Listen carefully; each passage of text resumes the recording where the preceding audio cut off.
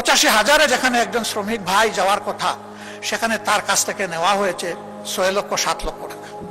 ভেঙে দেন সিন্ডিকেট, খুলে দেন দুয়ার, চলে যাক শ্রমিক মাত্র 85,000 টাকায়। কিন্তু অপোজিটে চোখের পানি দেখায় না, চোখের পানি লুকিয়ে কাঁদে, ভিডিও কলে কথা বলে, আর্টিফিশিয়াল হাসি দেয়। অনেকের সাথে এরকম কথা হয়েছে। আমি জিজ্ঞেস করি, তোমাদের এই বুবা কান্নার খবর কি তোমাদের আপনজন জানে? আস্তাগফিরুল্লাহ। আমার বিনয়ী অনুরোধ, এই ভাই বোনগুলোকে যেন আমরা টাকার মেশিন হিসাবে না দেখি। আমি এটা বলছি না যে তারা না হলে আমাদের দেশ চলবে না, তবে আমি এটা জোর দিয়েই বলছি, তারা হলে এই দেশটা আরো ভালো চলবে ইনশাআল্লাহ। মাত্র 85,000 টাকায় এইবার মালয়েশিয়া যাওয়া সম্ভব, আলহামদুলিল্লাহ। আপনারা গত কয়েকদিন পূর্বে দেখেছেন বিরোধী দলীয় নেতা ডক্টর শফিকুর রহমান সাহেব তিনি বলেছেন যে বিশেষ করে মালয়েশিয়ার মধ্যে একজন শ্রমিক বাংলাদেশ থেকে যেতে 5 থেকে 7 লক্ষ টাকা লাগে, অথচ দেখা গেছে মালয়েশিয়া বাংলাদেশ থেকে যেতে মাত্র 85,000 টাকা লাগে।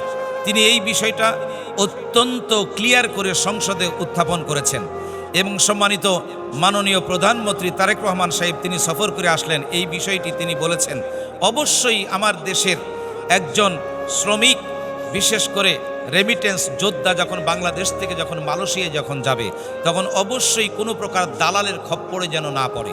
তিনি আরও বলেছেন এই দালালদের আইনের আওতায় আনা দরকার। বিশেষ করে একজন শ্রমিক বাংলাদেশ থেকে যখন বিদেশে যখন যায় তখন তার ঘর বাড়ি গরু ছাগল সম্পদ সব কিছু উজাড় করে বিক্রি করে চলে যায়, অথচ সেখানে গিয়ে দালালের পাল্লায় পড়ে তাদেরকে বিশেষ করে হেনস্থা করা হয়, তাদেরকে যেই কথা বলে নিয়ে যাওয়া হয় সেই কথা রাখা হয় না, তারা পথে পথে ঘুরে এমনকি জেলখানায় পর্যন্ত তারা আবদ্ধ হয়। ডক্টর শফিকুর রহমান সাহেব তিনি বলেছেন বিদেশে যারা জেলখানায় যারা আছে বিশেষ করে তাদেরকে মুক্ত করা দরকার। শুধু তাই নয়, আরেকটি গুরুত্বপূর্ণ বিষয় তিনি বলেছেন, বিশেষ করে একজন ব্যক্তি যখন বিদেশ থেকে যখন বাংলার এই অর্থনৈতিক ভারসাম্য রক্ষার জন্য টাকা পাঠায় তখন আমরা তাকে বলি রেমিট্যান্স যোদ্ধা, অথচ সেই ব্যক্তিটাই যখন ইন্তেকাল করে তখন তার লাশটা হয়ে যায় বেওয়ারিশ। আপনারা দেখেছেন গত কয়েকদিন পূর্বে একজন ব্যক্তি ইন্তেকাল করার পরে সেখানে তাকে দাফন করা হয়। তার মায়ের অনেক আশা আকাঙ্ক্ষা যে আমার কলিজার টুকরা সন্তানের লাশ আমি দেখতে পেলাম না, পরে তিনি ভিসা করে সেই দেশে যেখানে দাফন করা হয়েছে সেই কবরের পাশে গিয়ে সেখানে বসে হাউমাউ করে কান্না করছে তার কলিজার টুকরা সন্তানের জন্য। ডক্টর শফিকুর রহমান সাহেব সংসদে যিনি এত সুন্দর করে চমৎকারভাবে সাবলীল ভাষায় কথা বলেন, ইতোমধ্যে গোটা বাংলাদেশের সকল মানুষগুলি তার কথায় অত্যন্ত সন্তুষ্ট, স্বয়ং স্পিকার সাহেব তার কথায় অত্যন্ত সন্তুষ্ট। সম্মানিত উপস্থিতি, যেই কারণে তিনি আরও সুন্দর করে বলেছেন বিশেষ করে শ্রমিকরা কোনো দলের নয়, বিশেষ করে সরকারি দলেরও নয়, যারা বিদেশে যারা যাবে তারা সরকারি দলেরও নয় এবং বিরোধী দলেরও নয়, তারা কিন্তু বাংলাদেশের। দেখেন কত সুন্দর চমৎকার একটা কথা বলেছেন, কারণ তারা বাংলাদেশের সম্পদ, তারা রেমিটেন্স যোদ্ধা, তারা বাংলার অর্থনীতিকে ভারসাম্য রক্ষা করে, তারা টাকা পাঠায়। সম্মানিত উপস্থিতি, সেই জন্য যারা প্রবাসী যারা আছে তাদের প্রতি কোনো প্রকার অবিচার করা যাবে না।